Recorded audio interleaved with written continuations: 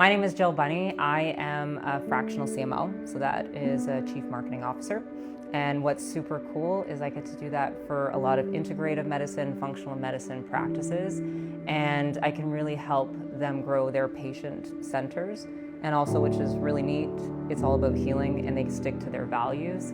So that's really my day-to-day. And then when I look at when I'm not doing marketing strategies and working, I love the small things in life now. So it's either reading a book, writing, driving, just looking at nature, going down by the water, and exercising. But I just live a simple life because my day-to-day is very busy with business.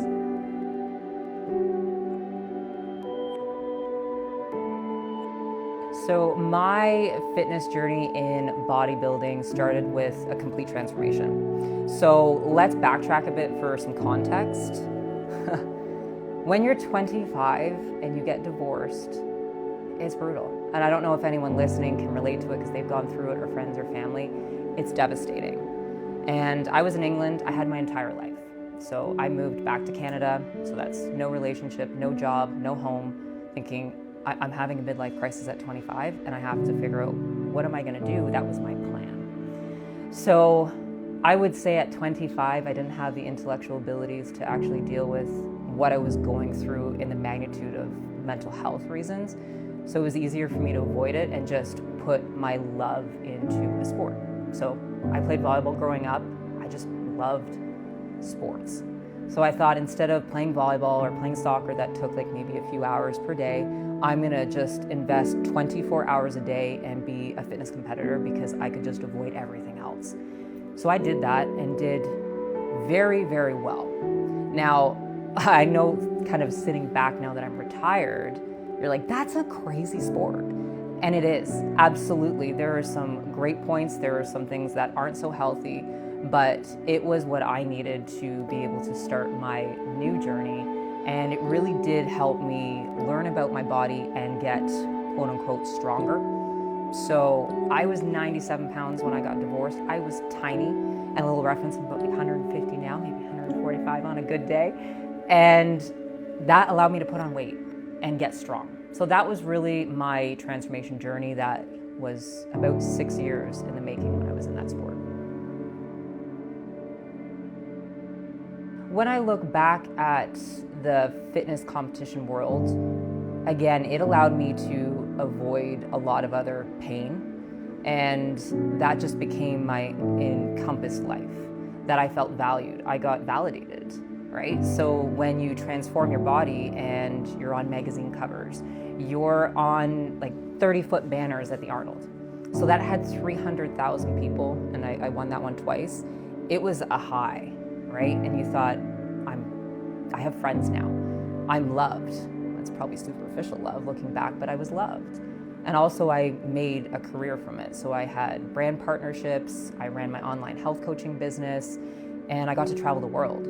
So at 25 to 30, I was living the high life that everybody kind of emulates and you see on social media. That's amazing. And it was, until it wasn't.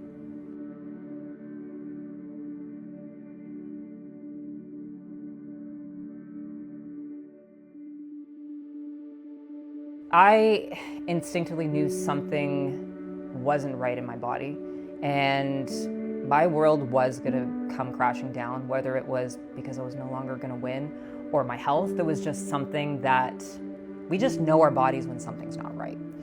And looking back, it was probably 15 years in the making, but we kind of just look at, well, this is normal, this is the way that we should be. But no, you shouldn't be exhausted where it's painful to get up or even think the whole day because you're looking at how am I supposed to go till 6 o'clock at night. So looking at it from the competitor standpoint, I let things slide for years. I was extremely exhausted, and I wish I could like paint the picture of how tired I was, but I don't think you can do it unless you've been in it yourself. Like it's just like you're underwater and you can't get out. But I attributed that to competing. You're like, well, yeah, you're training your ass off, right? You were training so hard, so of course you're gonna be tired. And that's just the way it was until speaking to other competitors, and I'm looking at them because we compare, and I'm thinking, why is it so hard for me? And I'm so tired, yet you can still go to 8 o'clock at night, you can still have a social life, yet I feel like this is my 24/7 job, which I wanted, but I'm tired. So things were starting to kind of stack up, if that makes sense. And then it was my vision. So that's what really was the catalyst. So I am legally blind. So I'm wearing my contacts and thinking, there's like a filter, I can't see properly. So I'm opening up contacts and contacts. So it was like a 6-month box. And my husband looks and says, you just opened a 6-month supply. Maybe you should go to the eye doctor and see if it's your eyes or maybe it's the box. So I went, they found degeneration in the eye. And then that's what really catapulted more testing, getting into the traditional medicine in Canada, and about 6 to 9 months of various tests of MRIs, of spinal taps. Like you run through the gamut. And it's not like it came as a shock. So my grandma has MS, and I sat down in the doctors, and that's the diagnosis they gave me. And I just remember thinking, okay, that validates how I was feeling, but I still don't want to accept that. So I continued to compete for another probably 6 months, and then I realized that I can no longer do this. And at that point I said, okay, I'll retire. Ended out on top, which is great. So at least I didn't have that window where you're doing great and you keep going. You think you should have just stopped. So I'm very happy that I stopped then. And it wasn't probably 3 months later where you just get a regular routine checkup, which we should all go get our regular routine checkups. I know we push this, but I am a huge advocate of it. And they just noticed a lump on my throat. Nothing, thinking, okay, whatever, let's just go get some testing. I had no symptoms of a thyroid issue, but it came back with cancer. So I'm thinking, okay, at 30, I have MS and I have cancer. So went through cancer treatment, had the thyroidectomy, and then I realized what true hypothyroidism and that pain. So going up to it, I had no issues with my TSH levels, nothing. Everything was normal. So when they remove your thyroid, you're gonna have issues.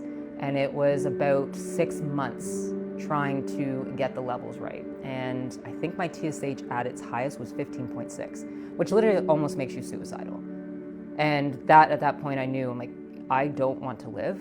I am depressed. I can't get out of bed. I put on 50 pounds. So someone that was 97 pounds went up to 165.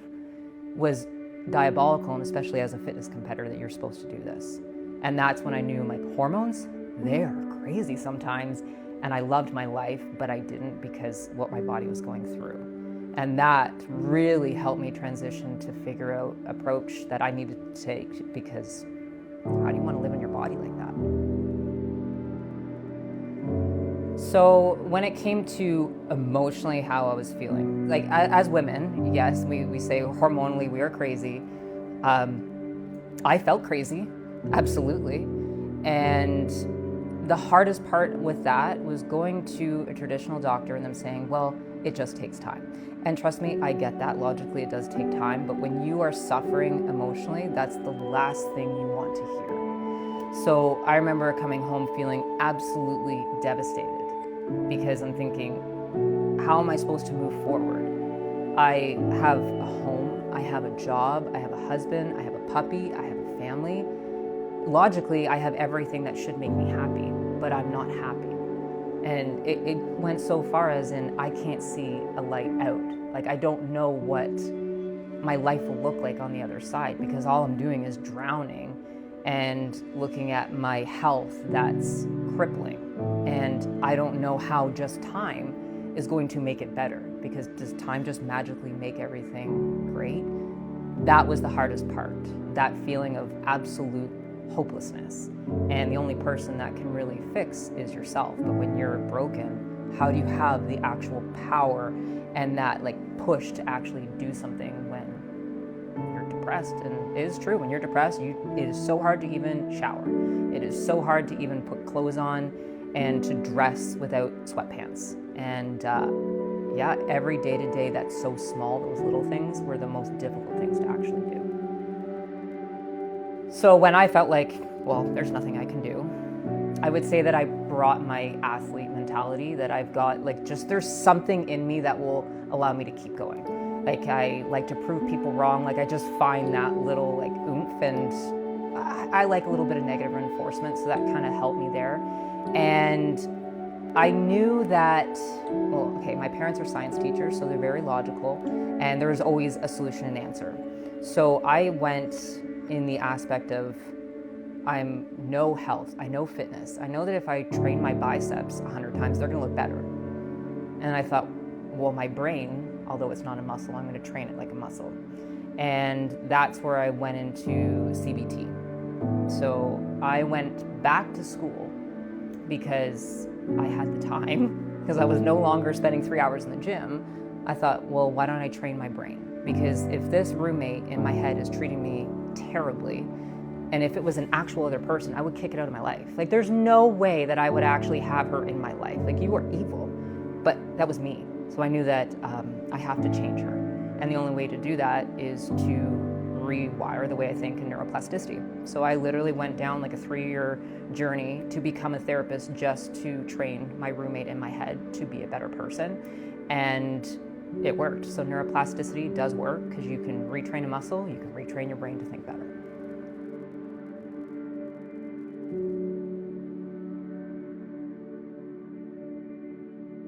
After my diagnosis, I continued to compete, so that obviously didn't work. I then retired, and in between my diagnosis of MS and cancer, I thought, I'll be a rower.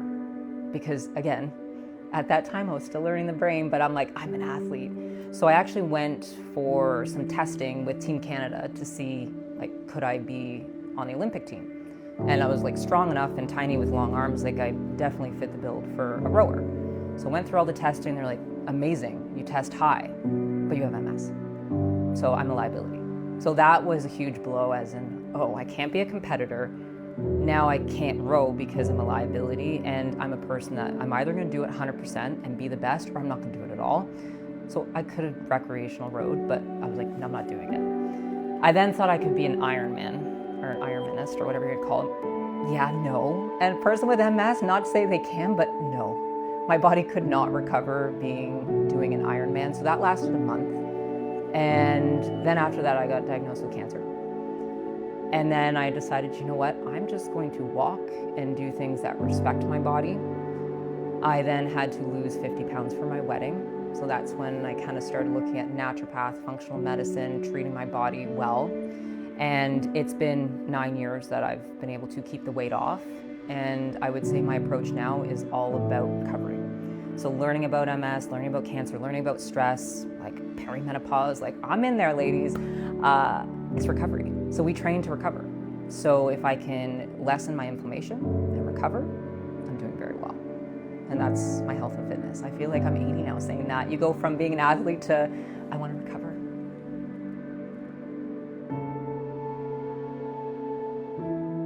So one of the coolest stories, and why I have so much respect and love for CamPrev, was they found me when I needed them. And I always think that happens. When you need help, it is there. You just kind of have to open your eyes to it and be open. So when I was a fitness competitor, I had brand partnerships. And as soon as I got sick, I got turfed, which as a CMO makes total sense. Like, as a business, I am not profitable, so you get rid of me, right? I was not that mature then. I was very mad, but looking back, I'm like, that is a wise decision. And I think it must have been just like a week within that transition, I was talking to someone at CamPrev, just a random conversation. And I started talking about my story, what I was going through, and they're like, hey, I think let's have more of a conversation. So we actually went for coffee, and it wasn't like, it was supposed to happen. And when we had that coffee, it was not, can we use you on social?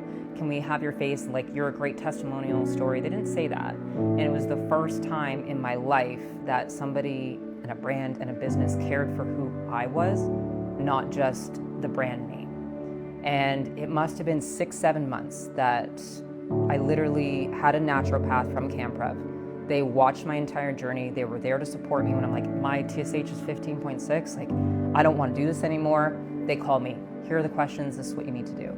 And no one knew that. Nobody knew that online, but they were there through the thick and thin.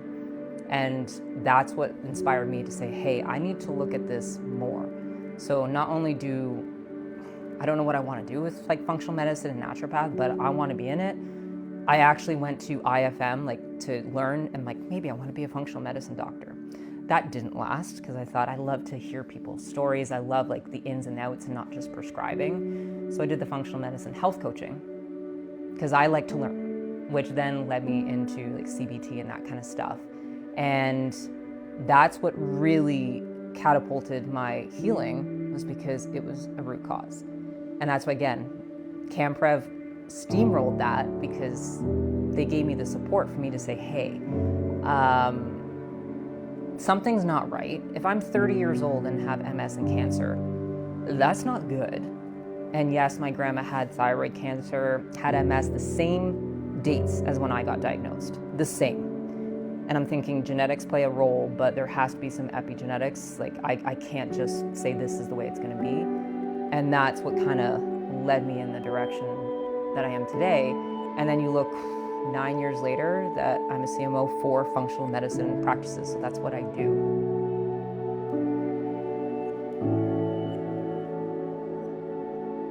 So motivation, we love that, right? We want to be motivated. When you're not feeling well, it's really hard to be motivated and find that resiliency and find that hope. And again, for me, having that science background, I wanted a logical answer and solution. So that's, I would say, what kind of spiraled me into feel better and really partake in my healing journey was CBT, if I'm being honest. Like that was my motivation. I needed to rewire my brain. I can't just be motivated. I had to do the hard work and rewire my negative thoughts, things that weren't correct, my distortions in my head, in order to be motivated. And I know that's probably not the sexy answer we look for, but motivation just doesn't come, or it does come and go, but it's never kind of stagnant. And that's what I realized was I have skills in my back pocket when I'm not feeling my best or I don't want to do something. I know I have the skills that I'm like, I'm going to do this, and I know that afterwards I feel better. And so that was one of the biggest things. And what's really cool was when I went into functional medicine, they always have required readings, and I will buy every single book. Like I'm an absolute bookworm, and I wish I had that book upstairs to have here today, but it was Dr. Burns' Feeling Good. And it is the ugliest book from the 1970s, and I threw it in a bin because I wasn't ready to read it. And 1 year later, I just picked it up and thought, okay, let's read it. And that's actually at that time what kind of spitfired my CBT journey was, like this is making sense to me. And then that's what transpired to go to the Beck's Institute for CBT and learn from some of the best, and realizing that when it comes to weight loss, when it comes to autoimmune issues, our body is breaking down, but our brain can be a big component. So that's been the big thing, is like I take the skill levels because I need that logical approach. And then yes, like when you're crying and you just like you can't keep going, it's just having the support system from friends and family that know, and it's all offline. So I'm a big offline person, and that's what you really care for, is just that family that's there for you. And then having the support from naturopaths, from functional medicine. So having that third person look and say, hey, maybe we need to look at this now. So it's not always on you, it's just having that support system. And again, like I said, CamPrev was the catalyst that brought me into this field that I never even knew existed.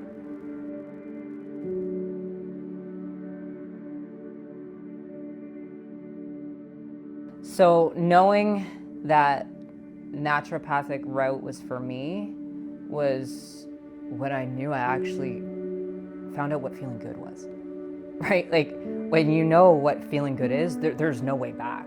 And I didn't know what that was. I actually don't even know what that was until I actually started feeling well, because it was years in the making of me living a lifestyle of fatigue, of pain, and thinking this is what life is. And most of us won't know until we actually take that journey and see what the other side is. And then, yeah, there's no going back. It was a decision, because this is the life that I wanted to live.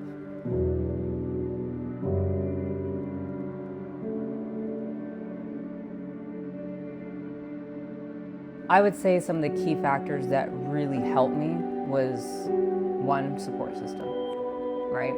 we can't do it alone, and that support system comes from a magnitude of people. And oftentimes we try to rely on that one person to be everything, and they can't. And that was one of my biggest lessons in my healing journey, was my husband can't be everything, right? He can't be the doctor, he can't be the husband, my best friend, but we want them to be everything. Same thing when it comes to the doctor. They can't be everything. And that's what I realized, was I'm asking so much from everybody to do everything that's not fair. That what I actually have to do is build my team and get those little things from each person that they're best at to help me heal. And that was the big thing, is so get support, and get multiple support from different people, and don't expect somebody to fill a hat that they're not great at, right? So I always kind of laugh where video and photo, that's definitely not my husband's thing, but I'm like, well, why don't you just take the video of me? Like, just be a photographer. It would be easier if you just do it. But he's not that, so stop trying to pigeonhole. So that was one big thing, was getting the right support. And then the other one is skills. So when it comes to emotional, mental health, you have to have the skills.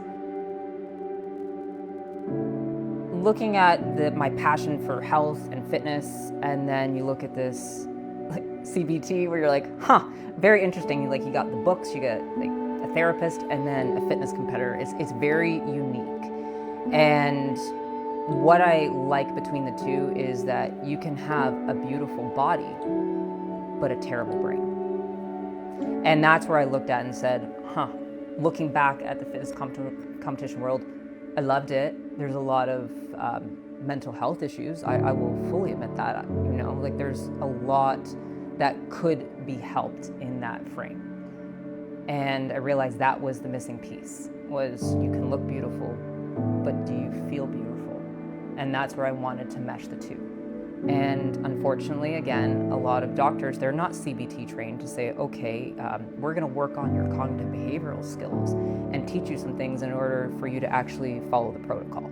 Like, there is a big gap that's being missed, and I feel like we need to mesh them both together. And that's my passion, is like, let's take this and put it together. And again, like, make the neurons fire and make people more successful in their healing journey.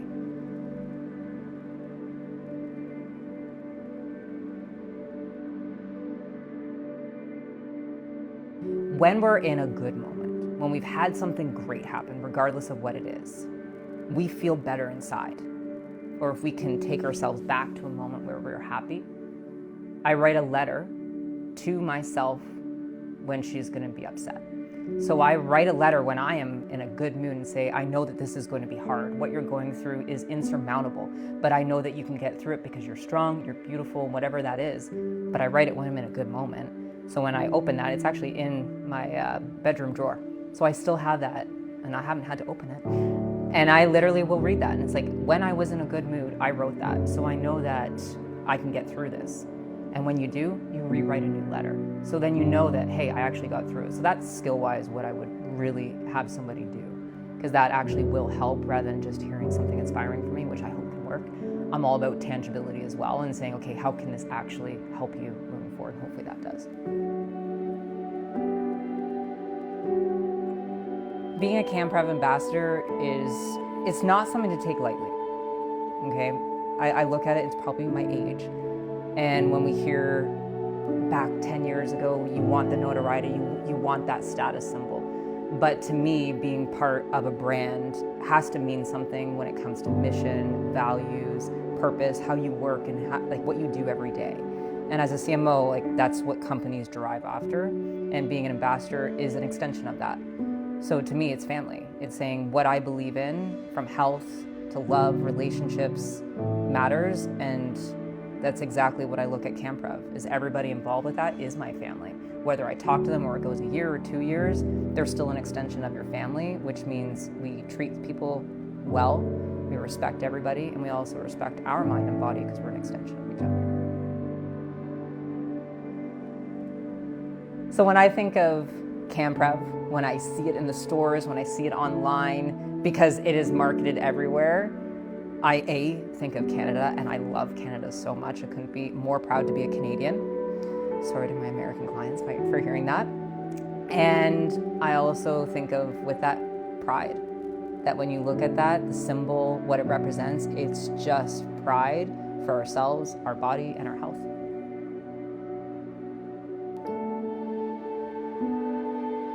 So I would say my long-term goal, I'm going to split it to professional and personal, because most of the time if you just tell me I'm going to go straight to professional, and I'm working on boundaries here to have like both parts of life.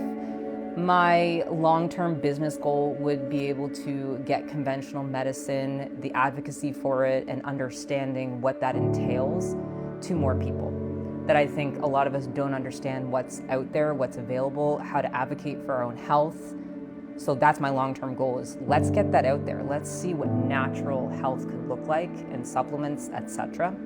And then personally is to be as healthy as possible long-term and see what else is available for my life.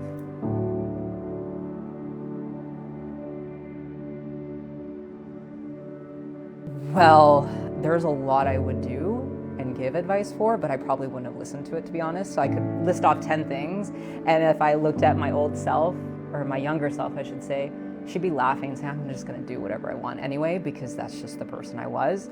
So I would probably say, whatever you choose to do, whatever decisions you make, there will be a reason why you did that, and everything will be okay. So one message that I would love to give to all Canadians is that if you don't feel right, you don't have to live in that body. That you have the ability to go and do something about it. No matter how hard it is, you don't have to live the life that you're living if it's not optimal and it's not what you want to do.